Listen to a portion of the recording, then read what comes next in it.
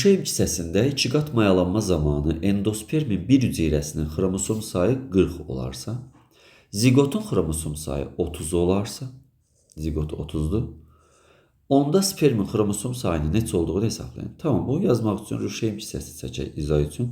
Ruşeym hissəsində bilirik ki, 3 ədəd adsız hüceyrə, 2 ədəd adsız hüceyrə, əslində bunların mayalanmada iştirakı var. Bunlar 3 ədəd olan antipoddur və 2 ədəd olan sinerjiddir. Yumurta hüceyrənin yanında göstərilən 1 ədəd yumurta hüceyrə, iri çəkirik bunu, 1 ədəd mərkəzi hüceyrə və burada 7 hüceyrə yaranır. Ruşeym hissəsində 2 qat mayalanmada axırıncı şəkli qısaca təsvir etdim.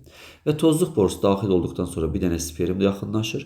Mayalanma gedəcək mərkəzi hüceyrə ilə, digər sperm mayalanma gedəcəkdir yumurta hüceyrə ilə. Birinci mayalanırdı yumurta hüceyrə, ikinci mayalanırdı mərkəzi hüceyrə. Biz burada 6 hüceyrənin ümumi plazmadan ayrıldığını da gördük. Bizim ama məsələdə soruşduğu bu deyil. Bizim mayalanmadan sonra mərkəzi hüceyrənin xromosom sayı və yumurta hüceyrənin xromosom sayı verilməyibdi. İkisi birlikdə verilibdi. Və yaxud da ki, spermlə mərkəzi hüceyrə yumurta hüceyrə ilə spermi birlikdə verir. Mayalandıqdan dərhal sonra endospermin xromosom sayı 40 olaraq göstərilibdir. Zigot mayalandıqdan sonra əmələ gəlirdi 30 xromosom göstərilib. Deməli, bura qısaca endosperm yazırıq. Burada qısaca zigot yazırıq. Deməli, bu xromosomlar necə fərqlənir? Biz bilirik ki, mərkəzi hüceyrə 2N xromosom daşıyır və dişiyə aiddir. Yumurta hüceyrə N daşıyır, dişiyə aiddir. Sperm də N daşıyır, erkəyə aiddir. N daşıyır, erkəyə aiddir. Deməli, 40 xromosom 30 xromosomdan çıxılsa burada nə vardır? 40 çıxaq 30, yəni bərabərdir 10 qalır. 10 nədir? Görürük burada zigot 2N'dir və bir erkək bir dişi vardı.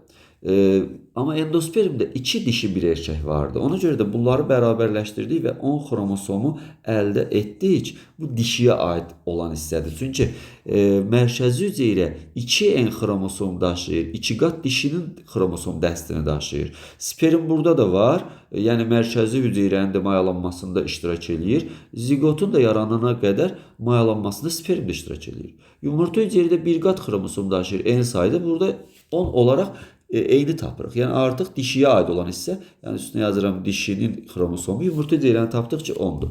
Tamam, yumurta hüceyrə N'imiz 10'dursa əgər 2N avtomatik tapırıq buradan 20 olur və burada 10 budursa zigotun tərkibində yumurta hüceyrə 10'dur, spermin payına nə qədər qalır? 30'dan 10'u çıxarıq, 20 burada qalır. Burada da 20 mərkəzi hüceyrədirsə 40'dan 20'ni çıxarıq. Burada da yenə 20'ni tapa bilərik. Bizdən də spermin xromosomunu soruşduğu üçün düzgün cavab 20 olaraq qeyd olunacaqdır. Riyazi qaydada da bunu hesablamaq olar, amma elmi əsası, yəni belə deyək ki, adları ilə bərabər, xromosom sayları ilə bərabər bu daha yaxşı üsul olacaqdır.